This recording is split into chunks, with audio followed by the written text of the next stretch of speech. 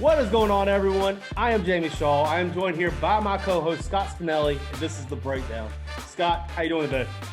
Awesome, Jamie. So good to see you again. And, we're here at Dana Barrow's where Dana and Travis and Stephanie and the entire staff here has been so gracious to us in terms of being able to work upstairs and they're, allowing us to produce and direct the show. So again, special shout out and thanks to them.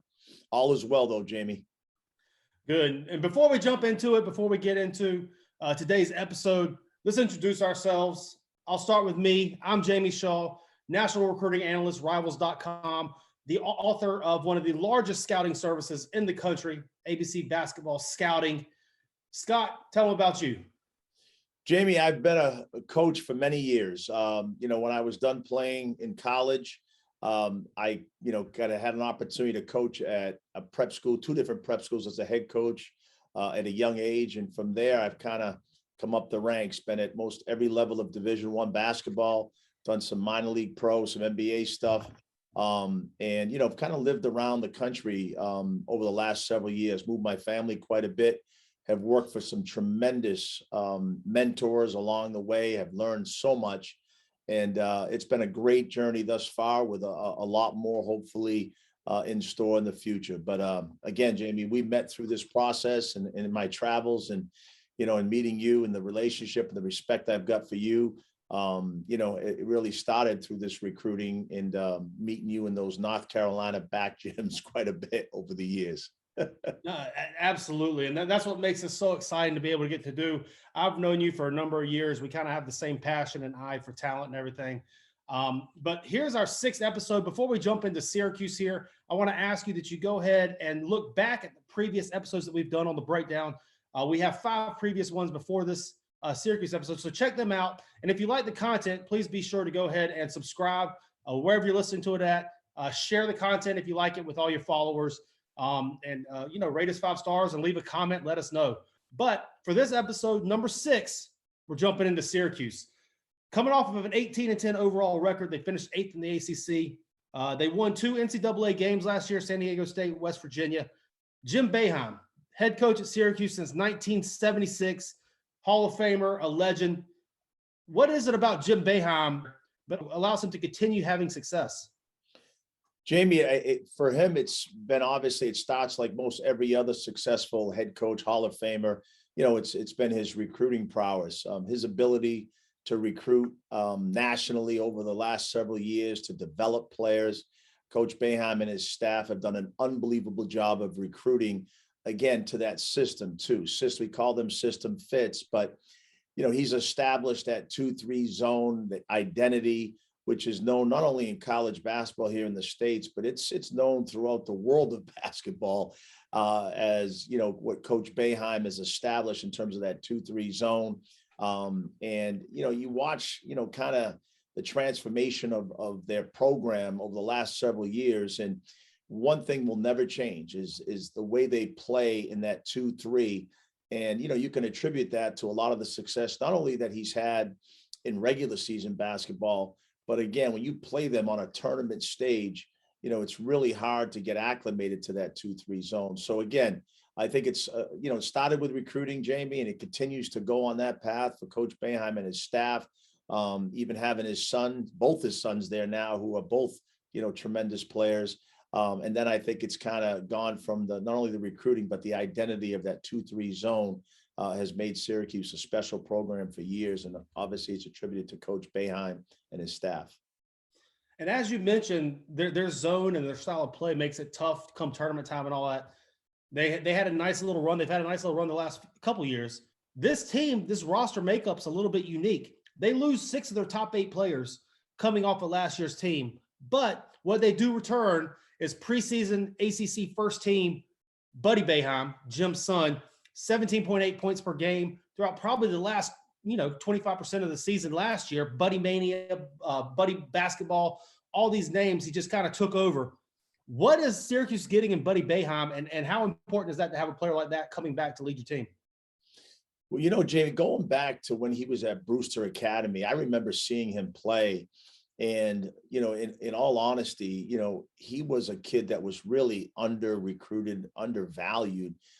Sometimes I think, certain kids, because especially coaches' sons, right? Like sometimes you get caught up in, well, they're probably going to go play for their dad and, whatever. But he is a special player. And it's, watching him at Brewster Academy, watching him in that post grad year, you could see a kid that had great size with obvious, tremendous skill, who had upside.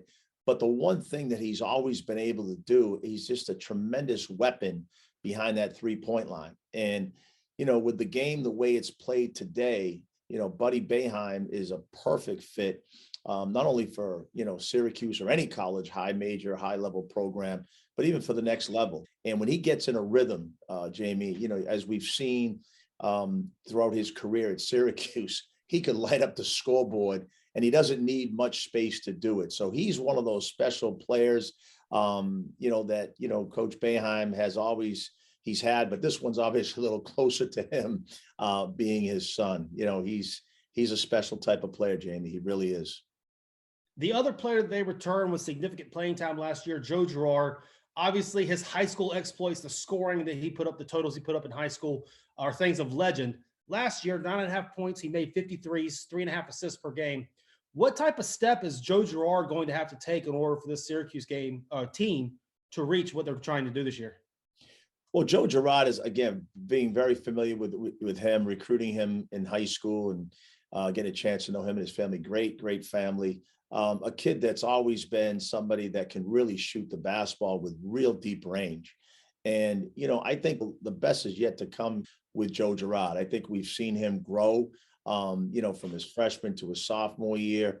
Going into this season, you're going to see a kid that's going to take, I'm sure, a huge jump. But if he continues just to be who he's always been, and that is that shooter, that 3-point shooter, he's gotten better. He draws a lot of fouls with that tremendous up fake that he has.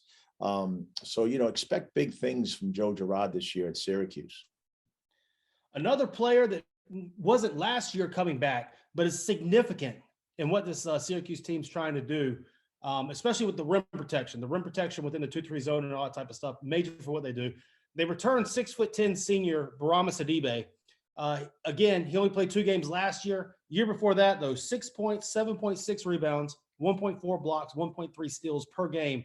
How important is it to have a rim protector like Barama Sidibe and somebody who knows the system and all that type of stuff? How important is that to have him back in the lineup this year? Well, Jamie, they missed him a lot last year. He's a kid that, again, when you talk about system fits and how Syracuse, recruits, especially in the front court, and in this case, Barama Sidibe at the 5, he's that long athletic shot blocker. And staying consistent with what Syracuse has done over the last several years, they've always had that, multiple, rim protectors, guys who are presence at the rim, guys who can cover ground. And, with Barama's length, his experience, he's a guy that not only block shots, but he changes shots.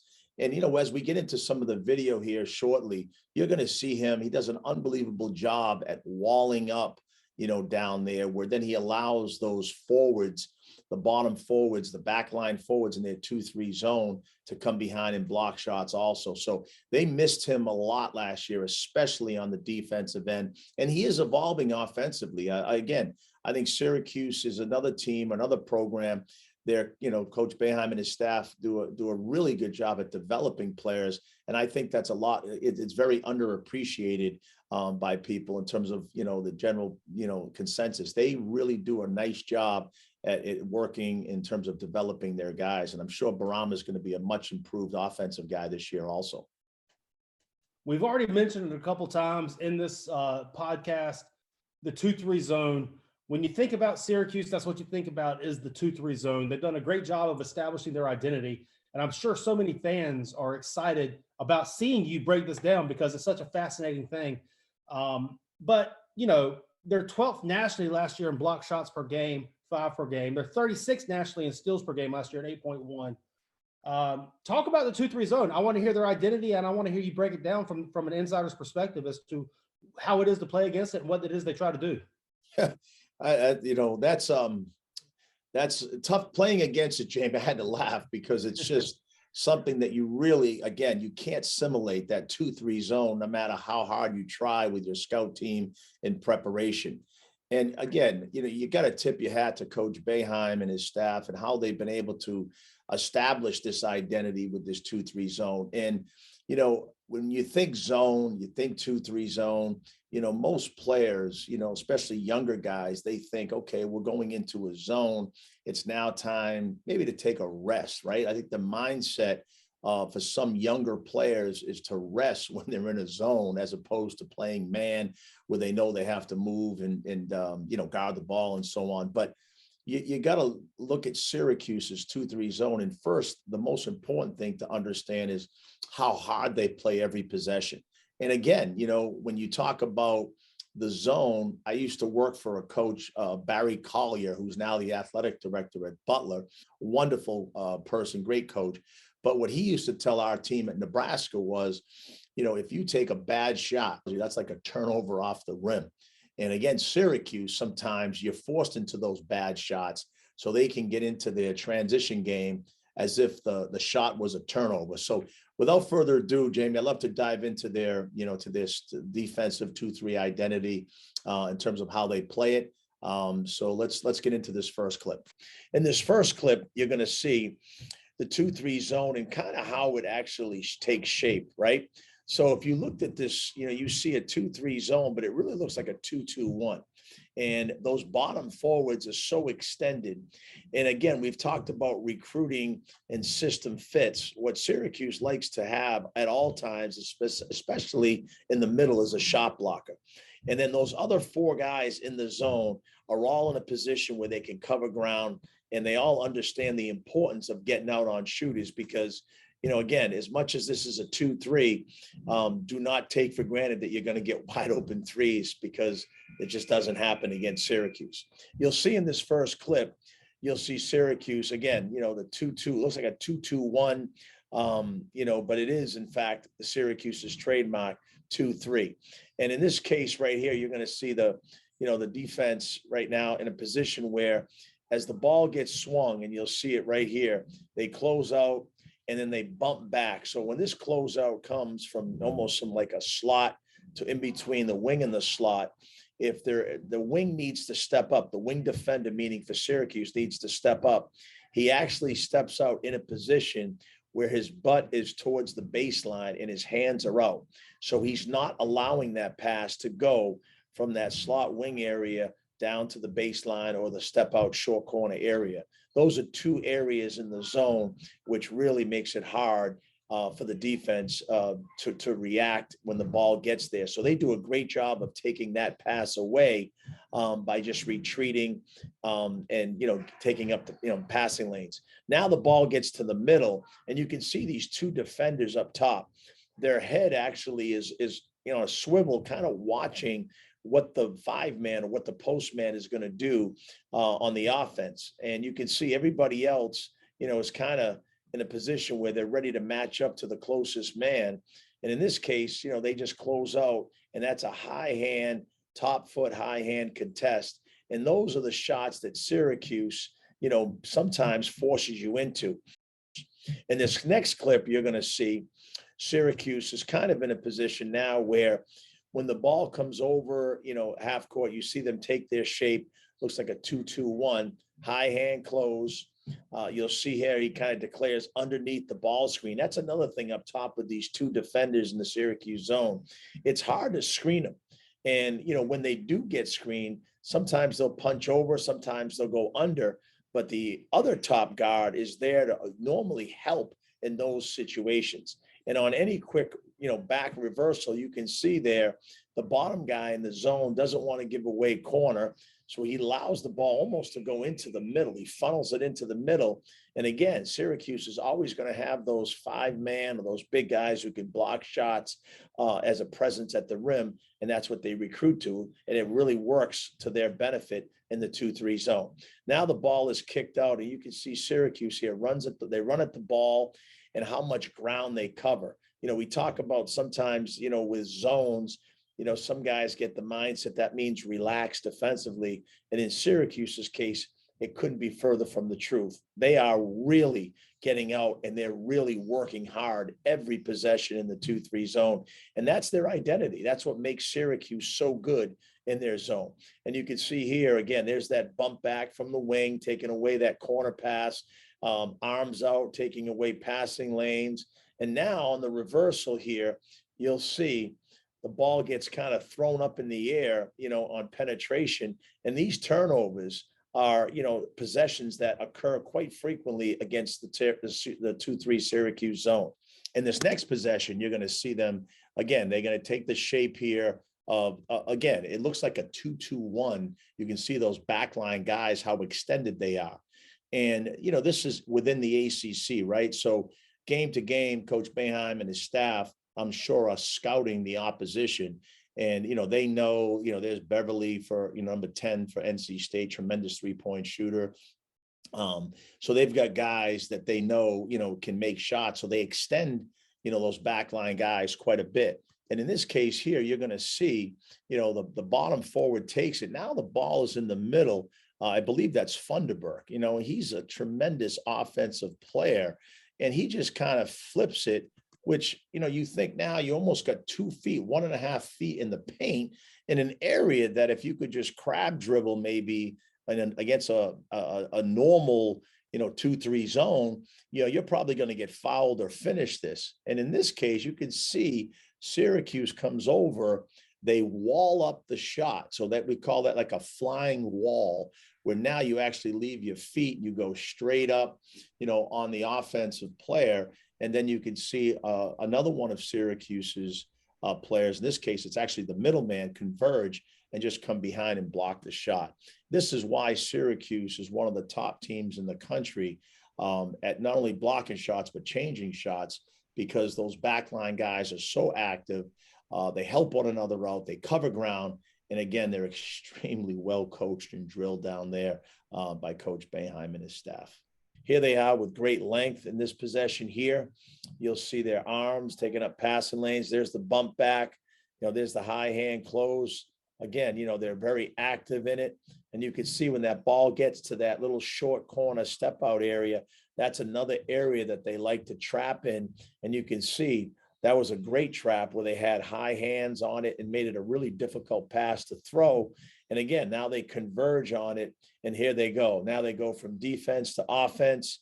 And again, Syracuse is incredible at turning you over and converting those to baskets, whether they're, inside layups, dunks, or what they've become as of late is an excellent 3-point shooting team with a lot of weapons on the perimeter. This next possession is against Notre Dame, and you can see we talked about scouting reports, and Notre Dame is known for their excellent 3-point shooters. And you can see in this possession, Syracuse actually has 4 guys in their zone almost above the free throw line. And what they're trying to do here, again, is take away 3-point shooting to the best of their ability. So they're really extended. But you can see here how high, how active they are. And again, you try to get the ball to the middle. You think it's open, and they have great anticipation there where they shoot the gap. And here's another possession where they're running, creating offense, from their defense. And you can see right there, wide open. That was Hughes for a wide open 3-point shot. So I think, Jamie, when you talk Syracuse and you think of them and Coach Boeheim and what he's been able to establish over the years, you really got to think 2-3 zone defensively.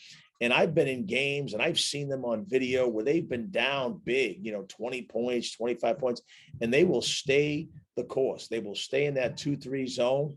That's who they are. That's why they've had so much success. They believe in it, and they understand what their job is to do possession to possession. And I think it's something that, again, will forever be Coach Boeheim's legacy, and all the success that they've had at Syracuse is attributed to his 2-3 zone. You speak about how much Syracuse values length and IQ at the forward spots. With only returning 2 of their top 8 players from last year's team, Syracuse hit the transfer portal pretty hard. 2 of the players they brought in, Jimmy Boeheim, 6'8" from Cornell, he averaged 16.7 points per game last year, and Cole Swider, senior from Villanova, who averaged 5.2 points for his career, shot 35.7% from 3 for his career at Villanova.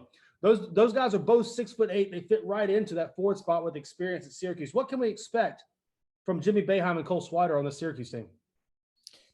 Jamie, both guys bring not only great length, and great size to those, back line forward positions in the 2-3, but they also bring, proven offensive skill in terms of being able to shoot the 3-point shot as well as, make their teammates better. Both guys at 6'8" can pass, dribble, and shoot. Starting with Cole Swider. Cole is a local kid. He's from Rhode Island area out here. Wonderful family, wonderful kid. He transferred from Villanova, and he was a kid that has always been known as a 3-point specialist. I mean, he can really, really shoot the ball.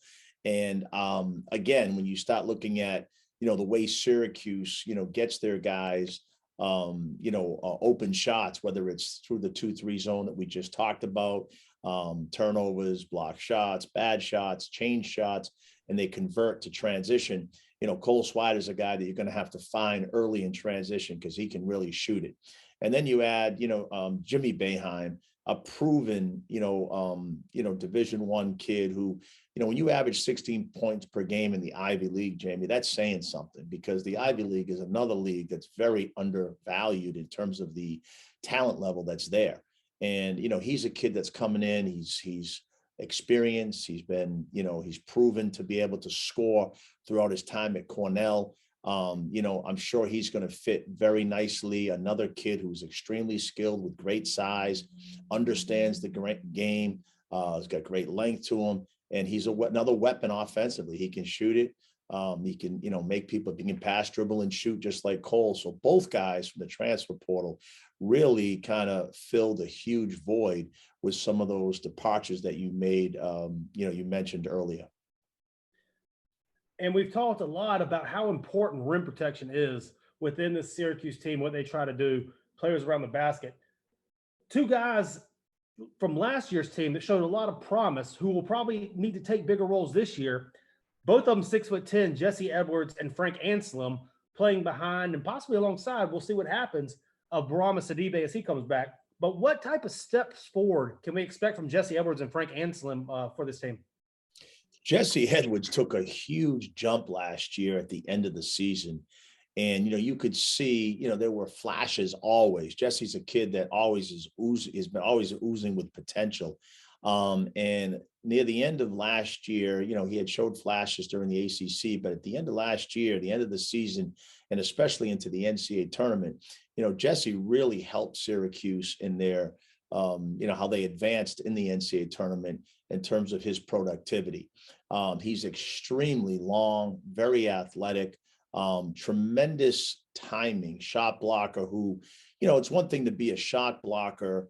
And when you block a shot, it goes out of bounds. Jesse has the ability to whether he's going to block a shot straight on with you or whether he can come from the weak side, but he keeps those shot blocks in play.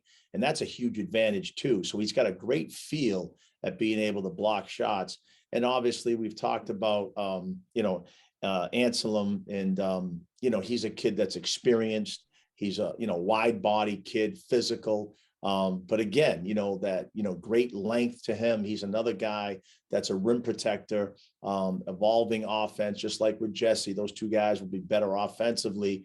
But again, we've talked about that, the identity of Syracuse in that 2-3 zone. And you add those two guys, with Sidibe coming off the injury from last year, and they could play different combinations, right, Jamie? They could actually play real big and go with one of those guys also at a back line in that 2-3 too. So look for those two guys to, again, with with their team this year, to make huge strides on both ends of the floor for them.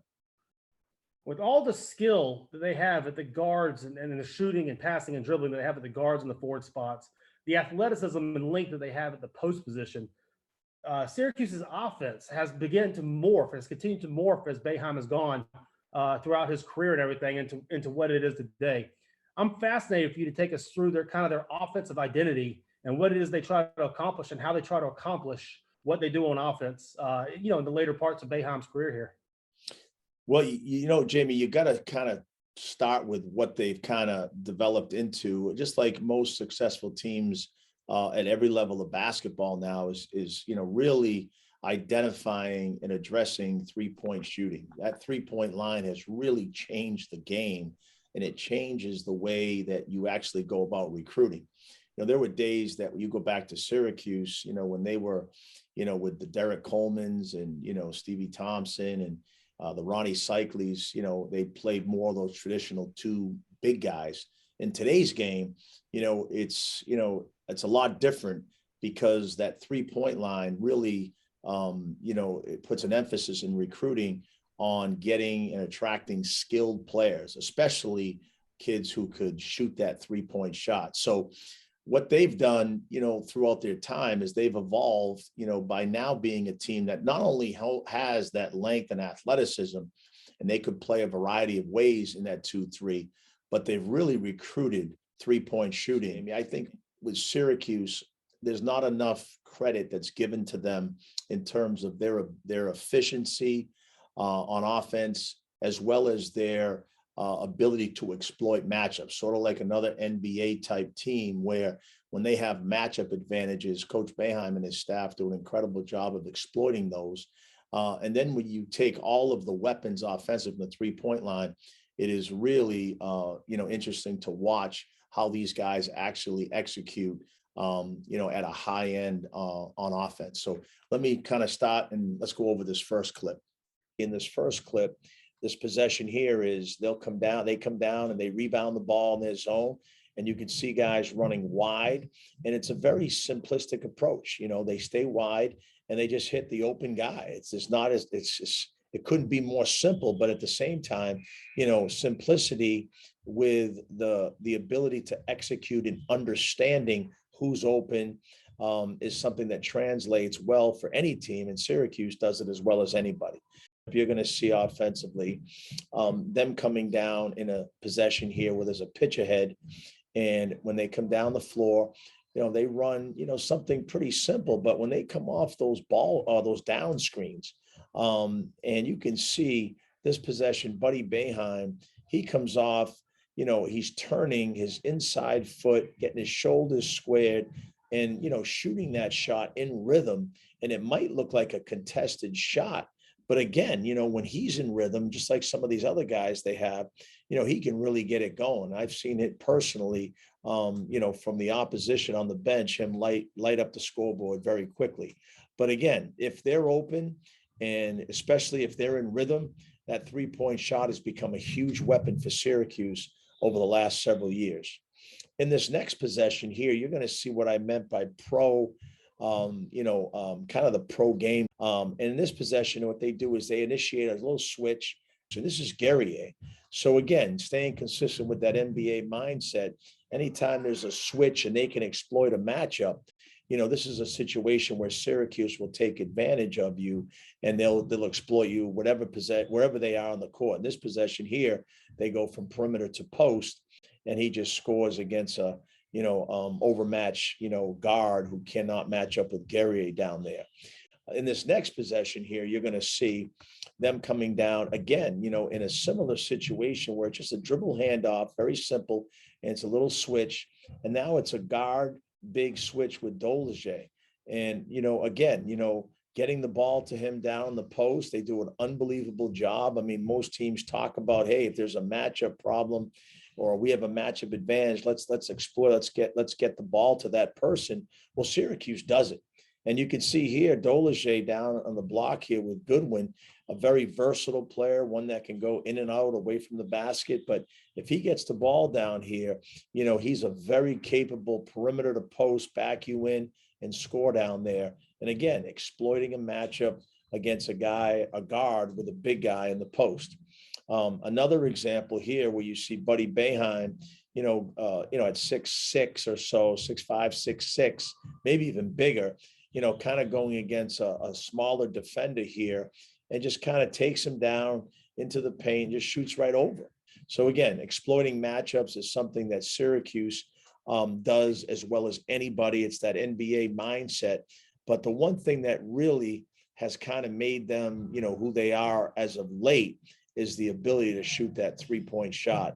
So you already previously mentioned these last two guys that I kind of want to touch on here because they could play a pretty significant role. We have 5-star Benny Williams, freshman coming in. He's from up in the Maryland area, transferred down to IMG for his post-grad year. Now he's coming up to Syracuse as a 5-star freshman.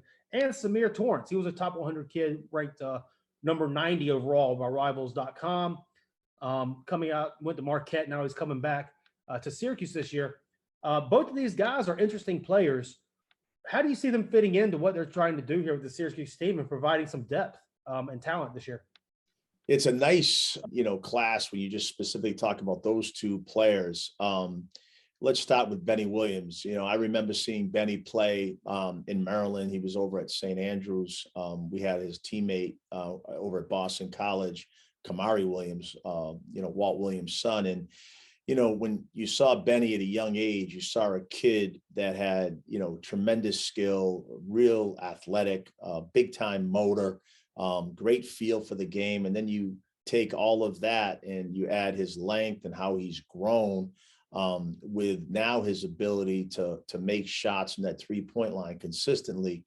He could be another type of what we call special player coming out of Syracuse, especially when you're talking about a kid with his size, 6'8", with his skill set, his ability to score at all three levels with great athleticism. He's versatile. You could play him at the top of that 2-3 if you wanted to as a guard, or you could put him on the back line and he could cover ground. So he gives them a lot of versatility on both ends of the floor. And then Samir Torrance, look, people forget now, Samir Torrance, he was a kid that actually reclassified up out of high school. He's a local kid. So, he had a really good freshman year at Marquette. And look, sometimes, as we all know, Jamie, that doesn't, some players, go through a little bit of a rough patch at times, and it doesn't take away this kid's ability. I mean, he's a talented young man. He's got good size to him, play either guard spot. He shot well from the 3-point line as a freshman, even into the Big East tournament. And last year, maybe didn't make as many shots for whatever reason. COVID was a funky year for a lot of people, a lot of players. So I look for him to be another guy that comes in and makes a huge impact with Benny Williams, at the guard spots. And although, we talk about those two guys and Benny being a freshman and Samir being, a transfer, those to me were their best two recruits that they brought in this year's class, who are going to provide huge impact for them. So we broke down the team, their offensive identity, the defensive identity, what they're trying to do and get into on both sides of the ball, the players 1 through 9 and their rotation. I want to talk a little bit about Jim Boeheim. He's been there since 1976. He's a Hall of Famer. He's done everything that he can in the game. But what he's done very impressively to me is he's been able to establish a culture and a brand around the Syracuse program. Even in his later years here, since they've come over to the ACC, since Syracuse came over to the ACC, they haven't ever won the ACC, but they're able to maintain relevance. They're able to, continue to be a scare, put a scare into people when you play them. You have to still take them seriously and all that type of stuff. How has Boeheim been able to kind of establish and create that presence and that brand and still maintain relevance this late into his career? To me, Jamie, Coach Boeheim is and his staff, he's way ahead of he was way ahead of the times, right? Now with the emphasis defensively on calling, hand checks and arm bars on penetration, and cleaning up the defensive end of the floor, a lot of coaches have resorted to playing more zone, not just 2-3, multiple, 1-2-2, 3-2s, 1-3-1s.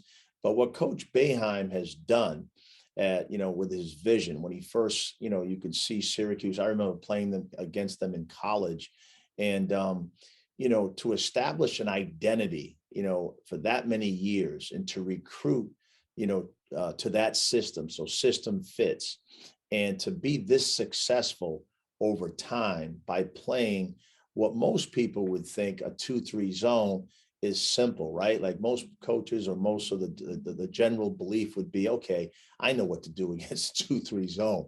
Well, yeah, you might, but the problem is that when you play against Syracuse, it's an unconventional 2-3 that Coach Boeheim has kind of developed there with different principles than most of the traditional what we call 2-3 zone defenses.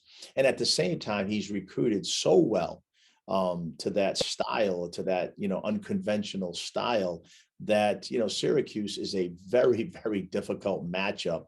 Look, the ACC is such a tough league and it's an unbelievable basketball league. I've been blessed to be around some really good programs and worked in a lot of different high level leagues over the years. To me, the ACC is the best league that I've been involved with, just from in terms of top to bottom as it relates to the talent, to the coaching, to the talent, to the venues, the rivalries. And so when you look at what Syracuse has done, and you try to prepare for them, their greatest success probably has been that in tournament settings, the NCAA tournament, Jamie. When you talk about playing them and you say, look, you draw Syracuse in the NCAA tournament and you're playing a Coach Boeheim and staff coach team, that's a hard matchup for you to prepare. If they're announcing the tournament, the NCAA tournament's on a Sunday, and you look and you got them, first round on a Thursday or Friday or second round potential matchup. And even if you get them into the second weekend, it's so hard to prepare for this zone. And that's why I think, again, to their credit, Coach Boeheim and his staff's credit, they've had so much success in the tournament because of that, that identity that they've established with that 2-3 zone. So you got to tip your hat to what Coach Boeheim has built at Syracuse, that identity, the legacy that will always be, synonymous with what Coach Boeheim has done at Syracuse. It's just fascinating. It really is fascinating to take a step back and see. And now with the game, the way it's actually kind of evolved into, that 2-3 zone is even more valuable in today's game than the college game, as it relates to just so much of an emphasis more on fouling on the defensive end in terms of hand checking, and that zone kind of takes you away from doing that. So, a lot of credit, and big respect for what Coach Boeheim and his staff have done over the years at Syracuse. And one last thing I want to bring up, their home court. They have one of the iconic facilities in college basketball. It's been, for years, the Carrier Dome. I've never been there. Watching it on TV, watching the replays of it all the way up until now. What is it like? What's the feeling like playing in the Carrier Dome? Jamie, when you first walk into the Carrier Dome and you get there for shoot around, you have to kind of, walk out on the floor and just kind of look up, and you just can't, explain, how big it is in there, right? In terms of there's no real, backdrop to behind the backboards. It's all open. And again, you use the word, we obviously know the Carrier Dome to be that what it is, a dome. So it's enormous inside. When you get there for shoot around, you got to kind of get familiar with the backdrop. And then you got to kind of look around a little bit and see that this is kind of a different venue than most teams or most players are used to playing in front of. Then that night you get to the game and you add, an incredible atmosphere. And so playing in the Carrier Dome, especially when, Syracuse is in full force, which, most every home game, you're going to get, 15, 20,000 fans there. And, what ends up happening in that setting is this: they're extremely loud, the fan base. They're exceptionally knowledgeable about basketball. They know when they need to rally their team. They know how to get on the officials. And from the beginning of the game, from the opening tip, Jamie, the entire Carrier Dome is standing up. These are all Syracuse fans that are there now, not the oppositions, but the Syracuse fans that are there are standing up, and they're all clapping.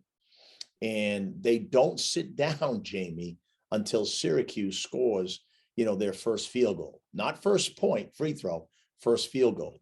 And so right from the jump, you can hear and feel the noise level, the electricity.